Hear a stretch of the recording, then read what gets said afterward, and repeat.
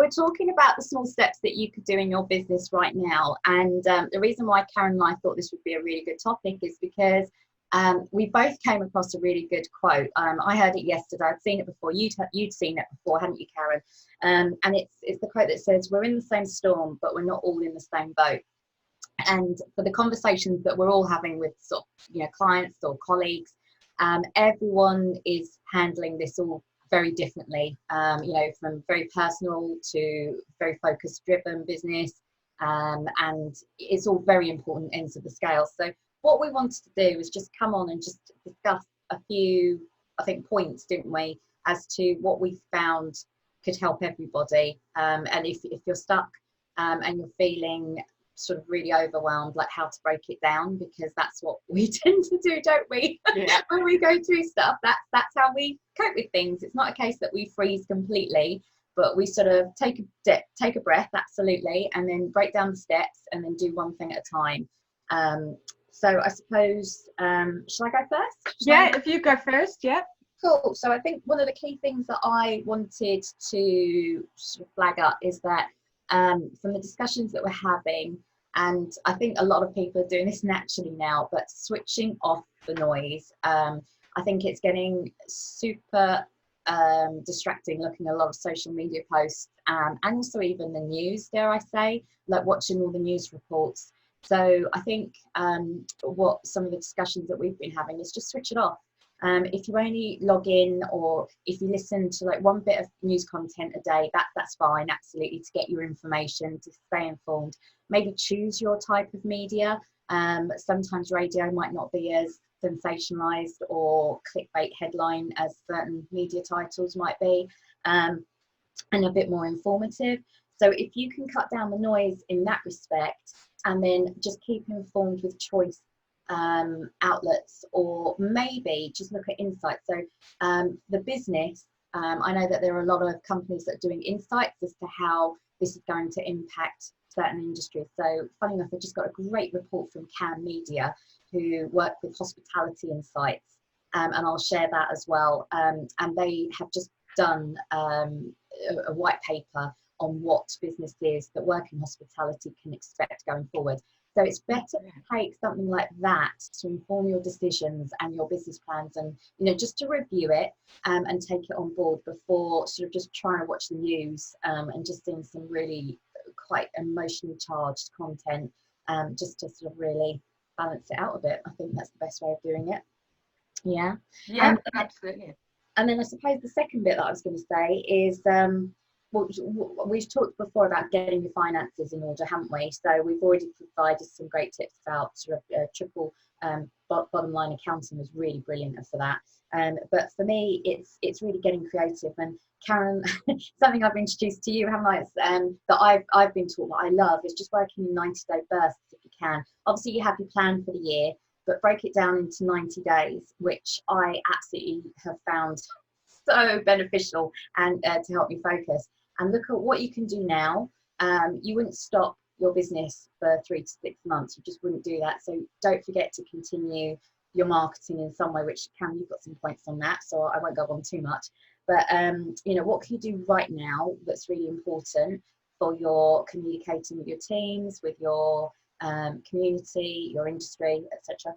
And then also, what can you do going forward? So maybe when you take those insights, just prep, even if it's just book a call, or maybe watch a webinar, or maybe watch something that join a discussion so you can get better informed to make those decisions. You don't have to do it all in such a short time.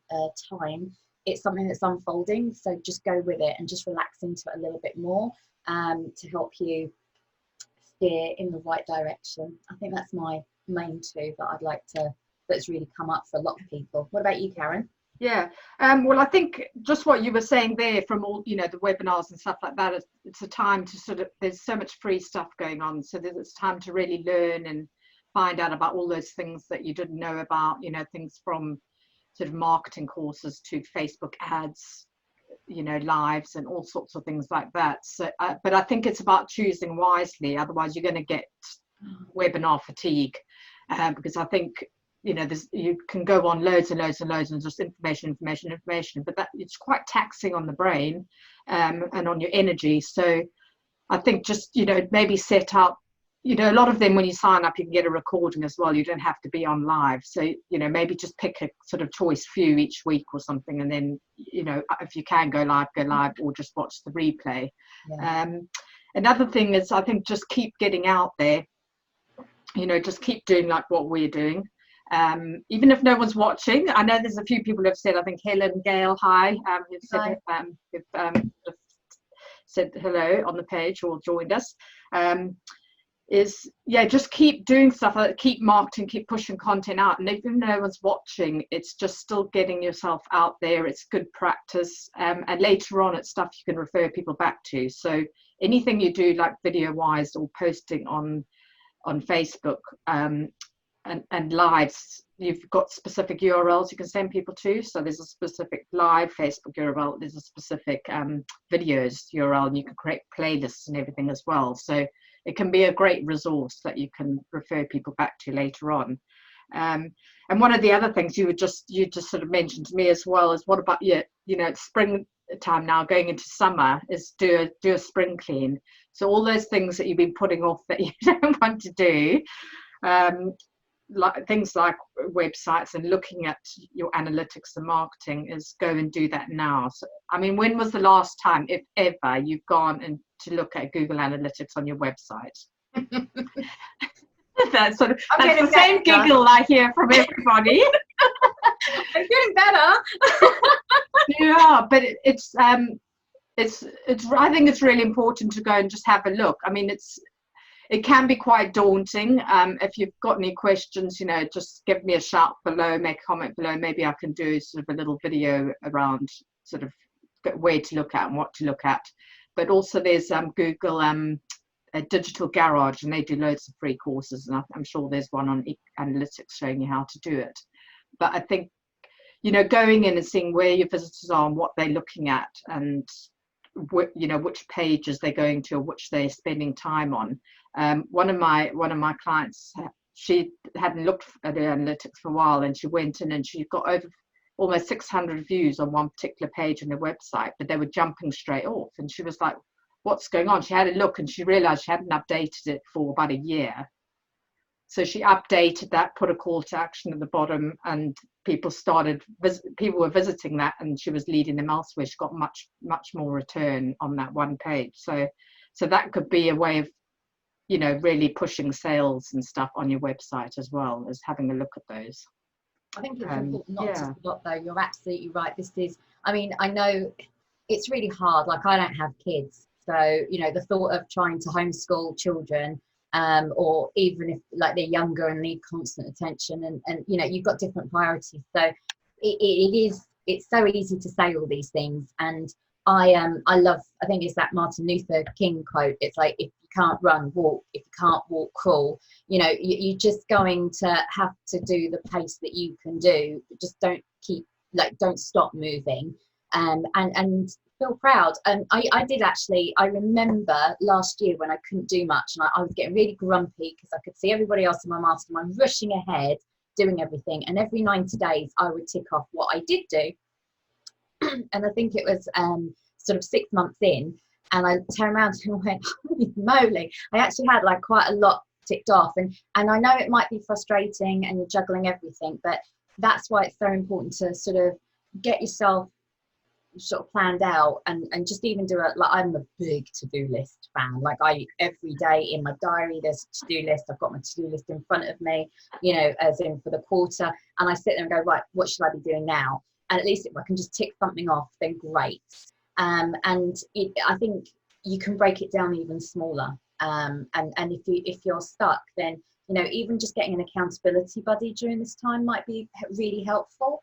Or speaking, you know, it's worth speaking to somebody. I think like now, you might not have worked with somebody like a business coach, or, you know, sort of, or, you know, anyone that's got a particular services, but you're quite a coach driven, like you coach people through what services you offer, Karen, as do I. So, you know, there could be somebody in that field that does a bit more coaching in that respect, where they're teaching you. Find that kind of person as well, if it's taking you longer. If it's somebody that can plow on ahead, wonderful, like go ahead, do it. And I've seen people move really fast, and that is wonderful, but you have to sort of plow on ahead with a bit more vision and foresight, I think, rather than just doing it for the sake of it. And I think that's where it's so super important to get the insights, to be more informed, so that you know that if you're going in the right direction, but you need to sidestep, pivot, whatever you might need to do, then at least it's not going to be such a U-turn. Because I think right now, like you say, we have to streamline and we have to move quite quickly when we do need to move. So I think that's a couple of good tips. Have you got anything else to add, or just from a... Yeah, I think, well, I suppose the other thing is just, I mean, I think the idea of getting some sort of accountability buddy or coach or something like that, it's just someone to offer you a bit of support as well. You know, even if it's maybe a few people, associates that you work with, or whatever, get together for kind of a weekly call or a monthly call or fortnightly call, you know, whatever you can manage, just to kind of get that support and feedback, and, you know, see how you can help each other, and, you know, put an idea out and get people to feed, you know, put yourself in the hot seat type of thing, and get some input from other people, and just keeping in touch with people. So if you've got your whole client list, you know, just reach out to them, just see if, you know, if everything's okay, if they need any help. I think it's just really important, as you've been saying as well, just keeping on out there. A lot of people, when it comes to a situation like this, they just stop all marketing altogether, and it's the worst thing you can do. Yeah, it's hard, isn't it? Because I think I was trying to explain this. A lot of people are actually, it's like grief. It's like such a shock and grief, because and I don't mean, like, obviously there are some, you know, really sad, you know, situations going in, the death toll, etc. But you know, which is such a sombering thought. But equally, the life that we've lost right now, and trying to work our way and navigate through that, it's affecting our emotions, our mindset, our mental health, and especially if, you know, if you've been cut off, if you're isolated. So that's all got that, you know, and I think that's why it's small business talk, but it's also small steps.